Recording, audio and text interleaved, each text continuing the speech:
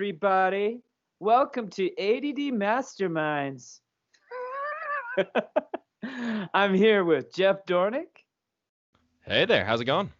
Good. And we also have the Theosaurus Rex. Greetings, all. It is I, the Theosaurus Rex. Hey, Jeff, this is your first time meeting the Theosaurus Rex, isn't it? No, actually, I went on his podcast one time, so that was fun. Yeah. Yeah, and we're looking to do a sequel at some point. I just haven't got back to him. Ooh, the squeakquel. Yes. Gonna be. I gotta figure it out. But somehow it's gonna be called the Electric Boogaloo. At some point. Yeah. Where does that come from? Like I keep thinking it's 5 Iron Frenzy, but it can't possibly have just come from 5 Iron Frenzy. 100. That's where I first saw it, and then now I just see a bunch of people using it. I'm like, I know those aren't all 5 Iron fans. 5 Iron Friends? Is that what we call 5 Iron? Just all 5 Iron fans. 5 Iron fans? Because we should call them 5 Iron Friends. 5 Iron Friends. I like that. Just take off the Y at the very end. Yeah. Yeah, that works. Marketing. Little free marketing for you. Reese Witherspoon. No, it's not Witherspoon. It's not Roper. Reese Roper. I know who you are. We're good apparently friends. In 1984, there was a movie called Breakin' 2 Electric Boogaloo. Oh, that's where it came. Did you just Google that? I did. Wow. Dude, I was going to be impressed that came off the top of your head, and and then you Google it. And I didn't even hear the clackety clack. I need to hear some clackety clack, Theo. Okay, let's see. I love the clackety clack. Oh, it's my favorite. All right. So, Theo, you added to ADD Master List Yes. tithing while employed by a church or donating to a nonprofit while being paid by that nonprofit. So you're kind of questioning whether you need to? Is that kind of the question? Yeah, it's kind of the idea like so I recently during the pandemic took a job. Now I'm now a pastor, and I was just talking to our church secretary, and I was like, hey, so in lieu of giving money this month, I bought these things and I will give them to the church. And this is that's a long story short of it. And then we were talking about the fact that, like, okay, if the church gives me money and then I tithe back to the church, would it not have been better just to not take the money, because then you wouldn't have the 20% or so taxes taken out of it? So in theory, they could get more money by paying me less of me not tithing than if I tithe based on the money that I have directly back to the church. Dude, so they only pay you like 90% instead? No, they pay me 100% of what we agreed upon. But then I started thinking about, like, how I'm supposed to tithe, but then maybe I don't tithe. That's what I'm saying. What if they only paid you 90%? Well, then wouldn't that be my new normal 100%? Oh. Dang, son. Mind blown. So we determined that I would donate in non-monetary ways or in different ways, so that way we didn't lose the 20% or so in taxes. I've got a question on that. Did the Apostle Paul tithe? I don't know. Okay, because I'm just curious, because they always talk about, like, they're worthy of their wages, and everybody would always give to Paul, but then was Paul giving back to those local churches that were tithing and helping to support his ministry? I'm curious how that would play out. Well, did they even like tithe? Like, they gave of themselves, they gave to each other, but I don't think there was even like that. Oh, you got to do that little tax to the church thing. Well, because the 10% was the Old Testament, right? Yeah. That's not a New Testament thing. No. Correct. Now you're supposed to just give what you feel. Yeah, so do whatever you want, Theo. There are no rules when you become a pastor. Yes. Unless you're that guy. Was it Carl Lenz? Turns out there are some rules. There are definitely some lines you don't cross. Uh-oh. The rules are, there are no rules. No. Well, that was good theology today. So I was listening to this podcast. It's called Matt and Kevin Talk Church. I don't know if you guys are familiar with it. Nope. But shout out to Pastor Matt 40. Pastor Matt 40. That's 2 T's. He's on the Twitter. But he says something really cool, and I don't know how much I can elaborate on it, but he said we emulate the wrong characteristics of God.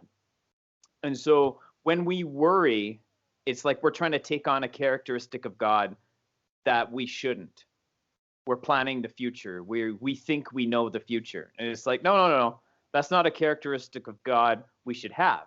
But when you talk about God is love, it's like, oh, that's a characteristic we should have. He actually said he's going to do an entire episode on that. And I'm like, that sounds like a great idea.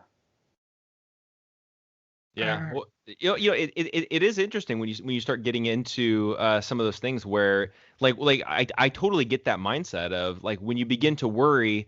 Again, the thing is that with God, when obviously when he's looking into the future, he knows what's going to happen. He controls everything. We obviously don't, but it's like we still feel like we need to control everything, and I think that's where the worry comes from. And at a certain point, you're just gotta be like, dude, that's not anything I can even worry about. I can't control. I cannot do anything. So what good is it? It's where I end and God begins. Oh wait, no, God is everywhere and God is everything. Doesn't work. Or you give up your. But if I was a pastor, the rules are there are no rules. Yes. It's just like that Little Caesars commercial. I don't know if y'all remember that, where there's like, there are no rules, and then like he starts to take his shirt off, and the guy's like, put your shirt back on. And he's like, there's one rule. All right. Okay. Well, hold on. Actually, you got more to add to that? Yeah. Emulating the wrong. Are there wrong characteristics of God? Wrong for us to take on? Yeah. What would some of those be? All-knowing. Well, is that a characteristic that we can? Like, shouldn't we try to learn as much as we can? Well, it's like we're emulating his ability to know what's going to happen in the future. That's when it's problematic. Okay, I can see that.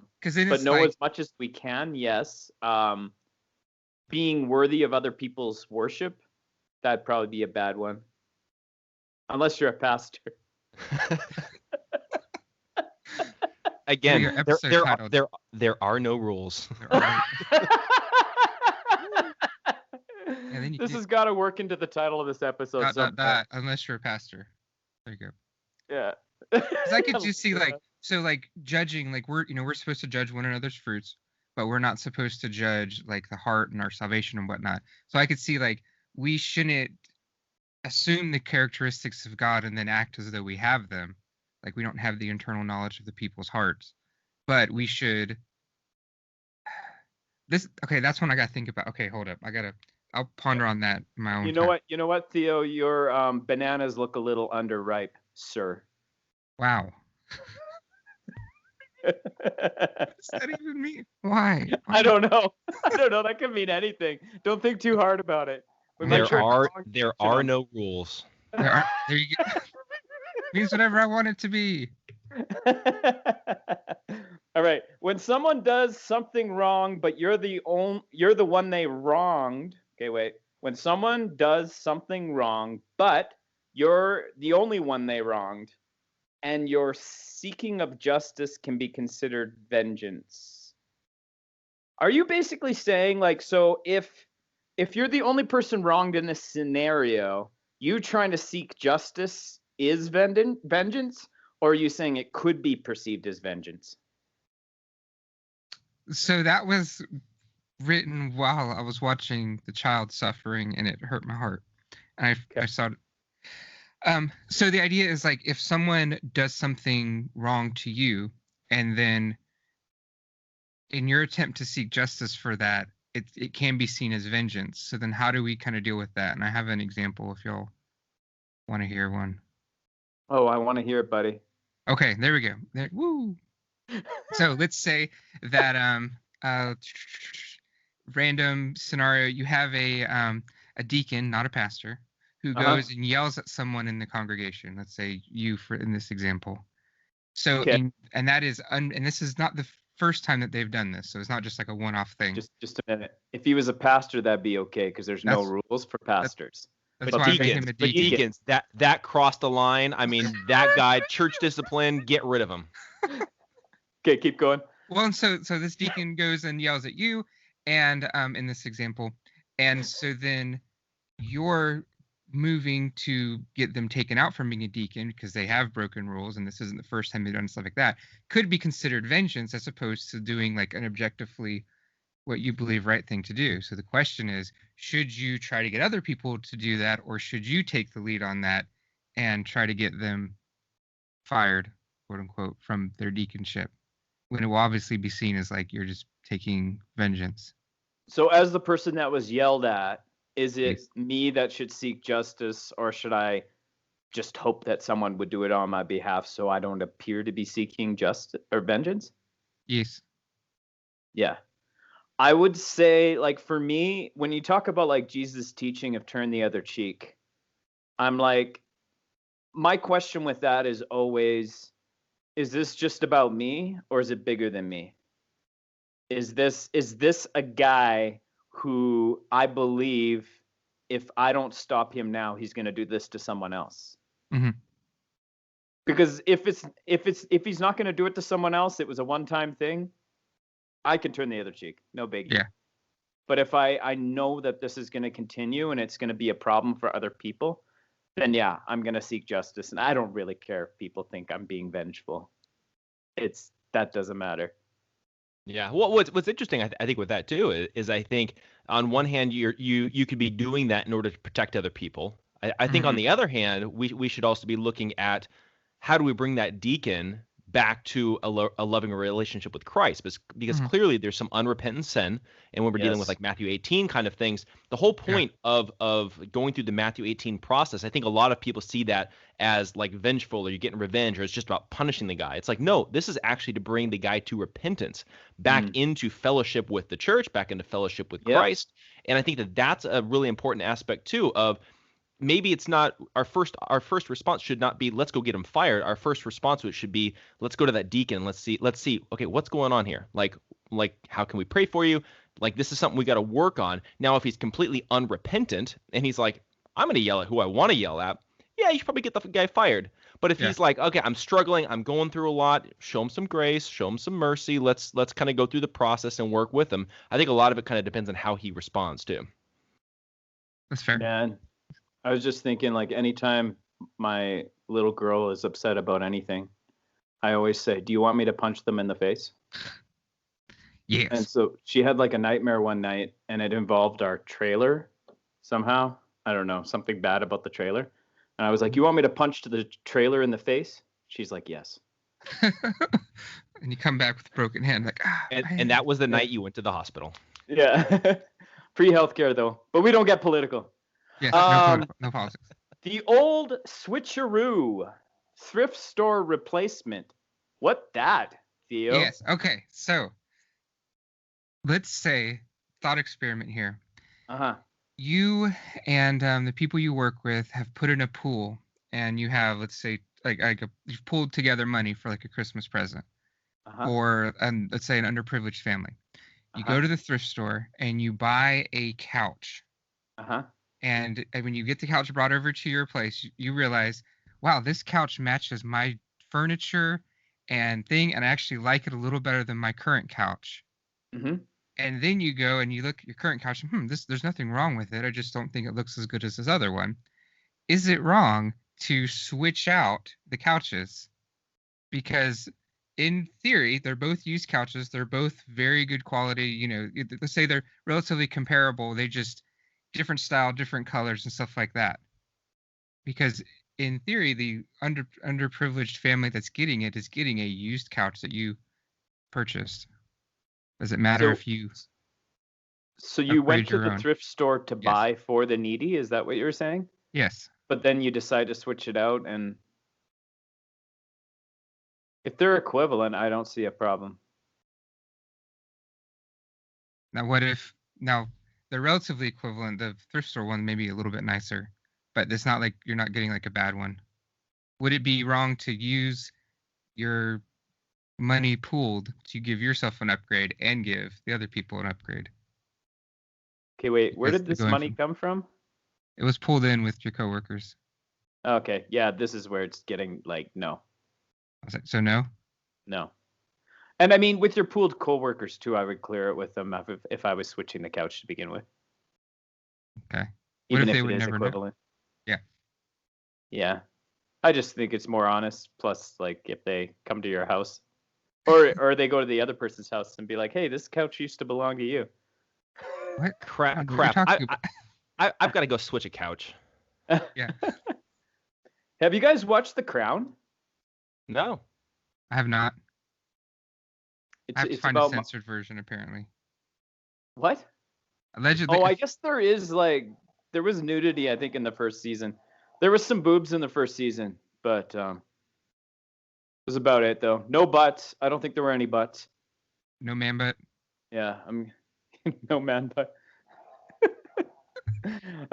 Anyways, so I was watching this episode. It's like season 3, I think. Mhm. And it's when when America goes to the moon, right?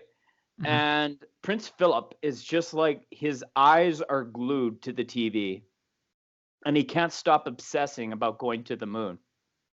And they have a new priest at his church, and this new priest is coming to him and saying, "Hey, I want to start up this I want to rent a house, and I want to be able to have priests come over to this house to rejuvenate and all this Mhm. stuff." And is just super jaded about the priests and all this stuff, and he goes and the priest basically makes him come and join these, come meet these guys because he's their landlord now.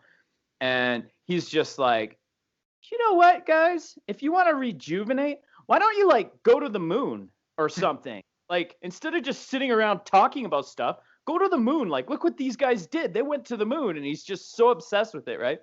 So then he Yeah. gets an opportunity to meet these young men that went to the moon. So it was like Neil Armstrong, Buzz Aldrin, and the other guy. The other guy. I would hate to be that other guy. It's like nobody has any idea who you are. Everybody loves Buzz Aldrin. Everybody's talking about but that other guy, it's like it could be anybody. He's like the third Beatle, It's like what does Ringo do in there? Anyways. Oh, everyone knows Ringo. Yeah, but all his songs sucked. Backup Boogaloo? We can all agree, right? No, Octopus's Backup Boogaloo Garden. was the bomb. Boo! What? Backup Boogaloo. Oh, I don't know that song. How's it go? Sing it for me. Backup Boogaloo, bring back up. It was awesome. Oh, actually, that song's not bad. Yeah. Anyway, sorry. I'm gonna have to reassess my whole life now. You should. So Ringo was no longer the other Beatle.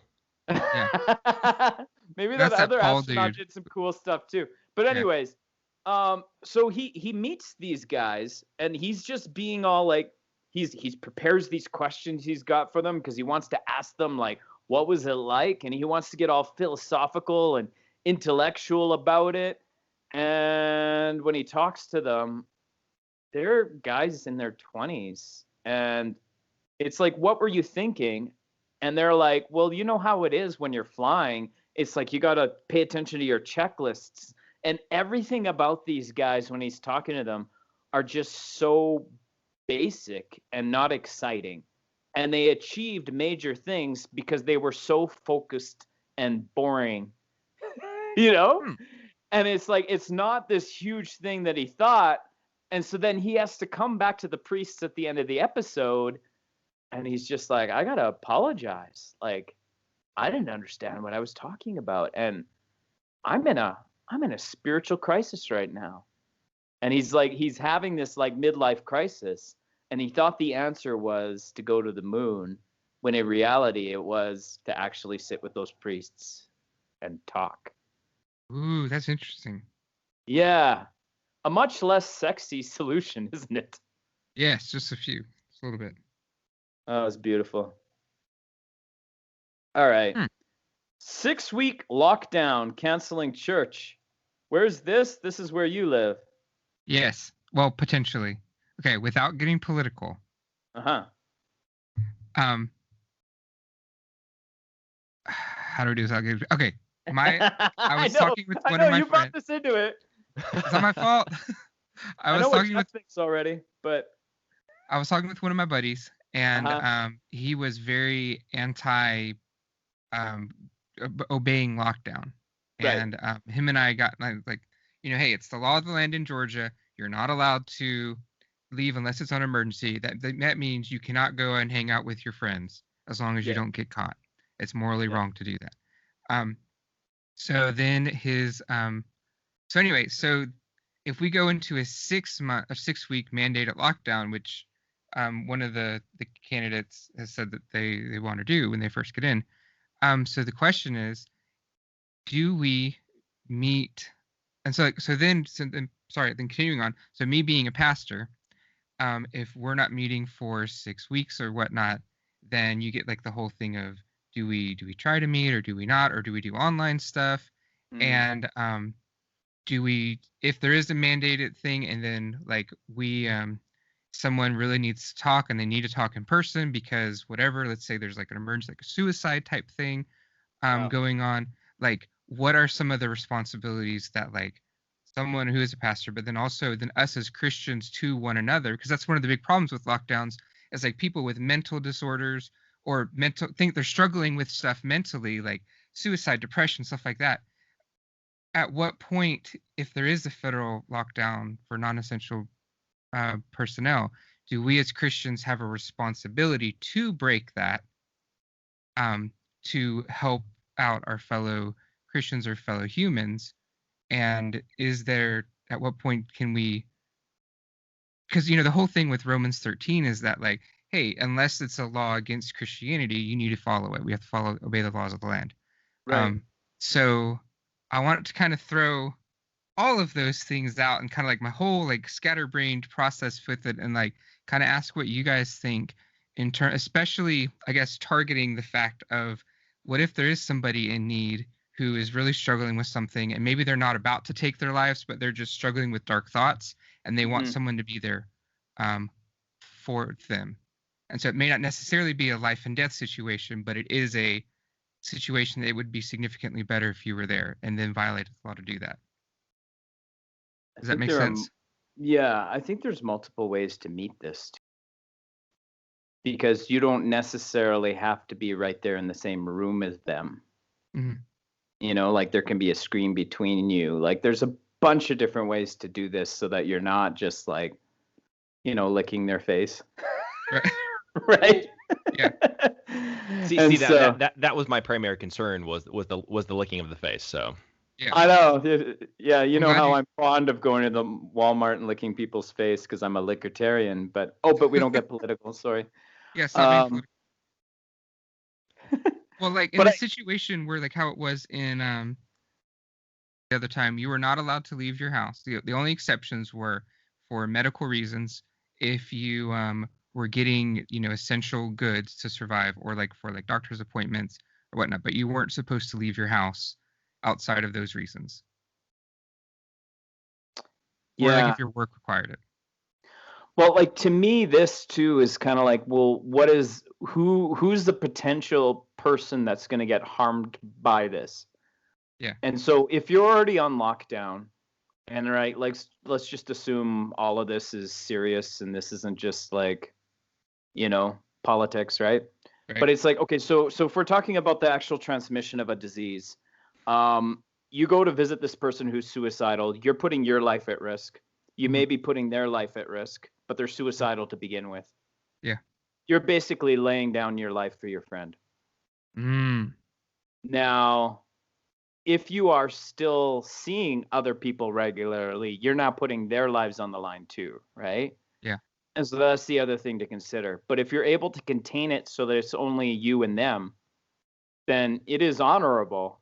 But if you're starting to expose an entire community, it's like, all right, why are you doing this? Yeah. I think that makes sense. What I think, anyways. Yeah, I don't know. I feel like for me it's a whole different ballgame, but I can't really dive into it because that would be going political, especially because I'm out here in California. Yeah. I mean, Sorry, go ahead. We have not had in-person church. I think it went about, what has it been, 6 months? I think it is out here in California. So you're talking 6 weeks. It's like we're out here. It's like 6 months. It's pretty crazy. Wow, that's yeah. I haven't been to church in person in that long. I guess since March, for however long that is. That the 6-month mark? Wow. Yeah. Out here, lockdowns began on my birthday. My birthday was a blast. I remember that. Yeah. Happy birthday. Yeah. Yeah, no, but it's like, so, I mean, like with us, it's like when September rolled around, it was kind of like, well, let's see how the numbers play out and all that stuff, because my wife teaches and she goes to school with my daughter, and then my 2 boys go to high school here in Airdrie, and then like next week, I'm going up to like further north than I already live, to like an oil field site, right? And so I'm basically traipsing all over the province. She's got like a whole school that she's exposed to. My boys have like a school they're exposed to. Both boys have been in close, like they were in a classroom where someone was confirmed to have COVID. And so they've been sent home for 10 days. And like, so there's all that. Like, do I want to throw church into the mix too? It's like, I can't really say that that's worth it, like at this point. Right. And so we thought about coming back, but then it was just like, yeah. So, it's interesting though, because there's been numerous times now where I've had debates with people, and it's about stuff that I'm like, you know what? I don't really understand this. And personally, I look at you and I don't think you really understand what you're talking about. So this is what my answer is to people like that. Okay. I'm going to let people smarter than me and people who think they are smarter than me debate that. I like the think part. I know. It's like you decide which one you are, right? Yeah. I don't say that though. I don't say let's decide, because that'd be next level douchey. What was that? I can't remember what I was listening to, and it was like maybe kind of like a Zen thing, like sometimes there'll be like these people that are all like spiritual Zen, new agey or whatever, which I'm sure we're all into, right? But, yeah, totally. It's right up my alley. I'm saying. Yeah. But they were like saying that they were talking about inhaling and exhaling, and how, we all need time to inhale and we all need time to exhale. And it's like introversion is like a moment of inhaling, whereas extroversion is exhaling. And I was like, that's kind of interesting to see it as breathing. Yeah. Breathing's cool. I like breathing to breathe. I prefer breathing is pretty cool. I prefer to breathe over not breathing. Yes, given the chance, I would breathe every time, if possible. Maybe that'd be a good Facebook post for me. It's like, can we all just agree that it is better to breathe than to not breathe? Well, I guess it also depends on who is feeling gaseous at the time. Because there are times where it's like, hey, maybe I don't want to breathe right now. To breathe or not to breathe? That is the question. Hey, have you ever noticed that when people like want to share a few words, it's pretty much always more than a few? Yes. Yeah. Sorry. Dude, that's pastors, man, because there's no rules. I'm like, I'm just gonna share a few words, and then it's like they talk for an hour. That goes right along with the whole. Hey, pastor, just can I just have a minute of your time? It's never actually a minute. No, is that what people do to pastors? Yes. Well, they do that to everybody. But yeah, pastors specifically, because it's like, hey, can I just commit just 1 minute? Just 1 minute. It's all I need. And then 3 hours later, and they've told their entire life story. You're like, I agreed to a minute here. You ever listen to that band EDL, Everyday Life? They're like a Christian rapcore band, right? And there's this one. Again? What was that? They have rapcore still exists? No, this was like 90s. Okay. I remember reading somewhere that they claimed they invented it before Rage did. I don't know. I'll let people smarter than me and people who think they're smarter than me debate that. Nice. But anyways, they did this song, and it's got like this just like guitar playing and stuff like that. And he's like, "Excuse me, sir, can I just have a minute of your time? But then it just gets more and more intense, and he's like, just 1 minute. Yeah. Anyways, it's a great song. How many minutes was that song? Oh, it was more than a minute. I think you're onto something. We might have to do some Matthew 18 there. Yep. Well, that's for like sure. that's like be there in a minute. Nice. You know, like when people Yeah, say that's I'll true. be there in a minute, it's like, no, it's going to be a lot longer than that. Don't lie to me. You will not. Hey, at least when you messaged me, it's to say, if I'm hopping on, I was like, I'll be on in a few minutes, and I believe I was right at the cusp of that few minute mark. So I didn't even time you, so okay. Well, I was good. I was just enjoying hanging out with Theo. Yeah. Now, Nice. I will say, I feel left out now. well, you should have been on earlier. I'm just kidding. I mean, it's all good. So I was told once that Theo and I have chemistry, so. Oh. That's the we wrong. did a song together. You heard the song, right? Don't At Me. I think I heard the song. Yeah. From the No, Uncaged. no. No, Yeah. no, wait. It wasn't It wasn't Don't Don't At At Me. Me. No. It was Kitty Litter. Kitty Litter. Yeah, Litter. Yes. Uh-oh, it's after the chorus. Let me introduce myself. I'm Theosaurus Rex. Dude, It was again, glorious. I'm feeling like all left out. I didn't do a song with you. What's up with that? Oh, yeah, Fair we got to do point. that. This just gets better and better. I was Okay. going to say that unlike that one band that you just mentioned that lied about taking a minute of your time, Reliant K did have a song that just, I think it's called like 8 seconds, and they're just, I just wasted 8 seconds of your life. Yes. Have you heard that song, Jeff? Yes, I have. That's an Reliant K is excellent- pretty awesome, I gotta say. That's a Yes. great song. All right. Hey, I was thinking about like there's a lot of language in Christianity we don't think too much about. Like when I was a worship leader, I would use that time to like actually explain the songs in between, which was probably either awesome or like really annoying for people. But so I was thinking about like I was actually in worship, and this is one of those things too. Like it's different worshiping at home. I find I'm not Yes. big on like I'm gonna sing to the TV right now, but there was a song that talked about banners, and I was like, what's the deal with banners in worship songs? And so I looked up what was the meaning of banners, biblically. Yeah. And it's like a banner was used to identify whether someone was a friend or foe.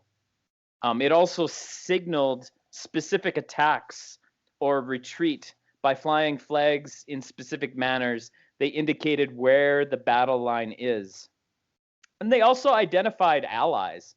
I was like, dang. So like waving a banner, when we say we wave banners, it's like I'm identifying who my friend is. I'm signaling we're moving. This is where we're going. And I'm identifying that this is my ally. Beautiful, hey? I think that's pretty cool. Yeah, Just enhancing your worship, yo. Well, and see, like that's the thing is I feel like a lot of times we sing those worship songs and we have no idea what we're actually singing. We're just singing it. Like it sounds good.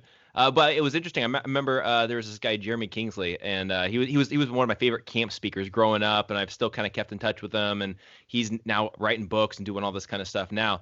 But I remember one of the things that stuck with me, and this is probably going back 20 years now, but literally I remember him saying, he's like, when I'm singing a worship song, he's like, I physically do what I'm singing, because he's like, otherwise I feel like I'm lying. So like when it's saying, I raise my hands, if you're not raising your hands, you're kind of lying to God by saying that you are. And so he's like, I would literally, like, it's talking about bowing down. It's like, I get down on the ground and bow down. Everybody's looking at me like I'm crazy. I'm like, but dude, I'm just trying to be honest. Yeah, exactly. That's well, a it's really like, interesting point. Do you remember that song, I Will Dance Like David Danced? Yes, when the spirit of the Lord. Like, dudes, we all gotta strip down to our underwear and dance. And Micah's all like, oh, David, you're embarrassing me. Again. Micah was such a killjoy. She was. She didn't understand that with David, there were no rules. He was practically a pastor. He was practically. Oh, my goodness. It came full circle. It did. Now I'll say that they when I was in seminary, one of the big things that they mentioned, especially like when we were talking about like for children's ministry and whatnot, they're like, hey, so now if you're picking out songs, you've got to think about like what the song means to you, but like, can you just imagine like a little kid and we're over here singing, "Are you washed in the blood?" Like, what is the picture that they're thinking of? They're thinking of people taking a bath in blood, and that's not what they need to be thinking about during like worship time. I And I mean, was it's like, pretty oh, gross when you think about it, right? I didn't even think about that. Yeah. It is a fair point. It's a very fair point. I think it's weird for anybody. It's just we're so used to it because we grew up in the church. Like it's like, drink my blood. It's like what? Ew. You can imagine like the disciples were like, what are you talking about, dude? Yeah. Why are you? No, Jesus, I'm not gonna do that. Sorry. Wow. Yep. All I right. just went there. God There are of no rules. Jacob. What about the God of Jacob? And I'm like, what's the significance of the God of Jacob? You know, and it's like God of heel catcher, God of imperfect. It's like Jacob was a jerk. I'm like, that's cool. The God of Yes. jerks. The God of liars. And things like that. Well, it is kind of a reminder, going through pretty much the entirety of the Bible, God chose kind of the imperfect beings. I mean, maybe that's just a representation of the fact that God didn't choose the best among us; He chose the worst among us. And when you look at Scripture, I mean, David wasn't the best guy either. I mean, like he's killing people and sleeping with people and killing people to sleep with their wives, and I mean, he's the God and King of David. It's an interesting thing to consider. Yeah. Yeah, but I mean, it's like I think what's really cool too is like when you think about it, it's like God opposes the proud, right? Mhm. And so every one of those people had to have their moment where they need to be humbled before God. And I think that's something we forget sometimes. And when we become arrogant, we become proud, it's like you realize that is going to become a barrier between you and God. It's like there's no room for pride. It's like the very acceptance of salvation requires that we say, I can't do this on my own. And if Yeah. you're proud, you're never going to say that. And so it's like that's why God opposes the proud. It's a very good point. Ooh. We're getting deep into the gospel right now. Yeah. And then I don't know. I just had some other thoughts here. I was like thinking, he's the only one that's completely worthy of our praise. I mean, that's what worship should be, is the acknowledgement that he's the only one completely worthy of our praise. And it's easy for us to be dazzled by creation, but that creation's only a fraction of what the glory of God actually is. It's a very good point, and it's also it also too. I'm getting kind of flashbacks of like when I was a worship leader too, and at a certain point, I kind of came to a realization to me as well. It's like, I mean, obviously you don't want the focus to be on yourself and the band and all that kind of stuff, but then at the Right. same time, how much of your production of music, how much of your stage production, how much of your lights, how much of it is keeping people looking straight ahead instead of looking up. And for Right. me, that was a very difficult thing to try to figure out. Okay, how do we play music and play music well, but still point people away from us? It's a very Yeah. strange thing. I think that's a very difficult thing for worship leaders to have to figure out for themselves. Well, I think that's kind of like what we were looking at too with like John Cooper making this big post about pastors shouldn't be rock stars, because it's the same kind of thing. It's like pastors are here to teach. They're not to draw everybody to their to their sneakers. They're not supposed to be on the stage to impress everybody with their sneakers. And I'm like, I liked his point, but then at the same time I'm like, why is a rock star telling everybody this? Like, this is stupid. This is like a millionaire that's saying pastors should not be millionaires like me. You know what I mean? Like, I'm like, it's weird. So it's like, but I feel like a lot of art, and I really think ministry's the same way. It's like, if you're going to truly be good as an artist, if you're truly going to be good as a minister, you need to get out of the way Hmm. and let whatever you're doing speak for itself. Let whatever you're doing fulfill its purpose. So, as a musician, man, I've seen some worship leaders that just blow my mind Yeah. because it's so easy as a worship leader to have that persona and have that great stage presence. And it's like, that's awesome. But it's like to I don't even can't even explain how they do it, because there's one guy at my church that's just especially good, and he reminds me of Daniel Bashta, who's one of my Woo! faves. I know Yes. Theo, you've met him. Yes. He used to But be the worship leader at my church. yeah, and so this guy, it's like when he leads, he gets crowd participation. He's like, Yeah. "Come on," and he gets some clapping and stuff like that. But it's like the whole time you don't feel like it's about him. And it's really kind of that deliberate removal of self, and you can sense it. It's that humility in how you approach it, and you're able to just get out of the way and allow your work to speak for itself. And I think that anything we do should be like that. Yeah. It's like, how do I remove myself from this scenario? Well, and like, so I'll be leading worship at my church the first Sunday of next month. Huh? For the first time in a very long time, I've been able to lead worship anywhere. And so one of the things is like where I was talking to the pastor about it, and it was like, because he, so our pastor has a degree, an operatic degree, and like has like multiple degrees in music and stuff like that. And he lets people up there who don't have that same training and stuff Uh-huh. like that. And so then like when we're talking about like, so how do you, determine like who do you let up there? What are your kind of thoughts and stuff like that? Anyway, that's a side. That was a side note. Sorry. But I'm going to be leading it. And one of the things that I think differentiates me from some of the other people is like, and because I've tried to be on certain worship teams, and it just our personalities and theories and stuff like that just didn't mesh between me and the other people. Because like part of it's like I'm up there, but I'm really just worshiping along with like everyone else. And it's Yeah. like, so I'm singing the songs and I'm worshiping, and like I'm not gonna go in and like, so I play the piano. I'm not gonna go in and play like 10,000 different chords and try to spell out each different note and stuff like that. Spell out by playing each different note, because that distracts me from being able to worship, and I don't want to Mm. be there up there performing, because I'm supposed to be like leading you in worship in the sense that like we're walking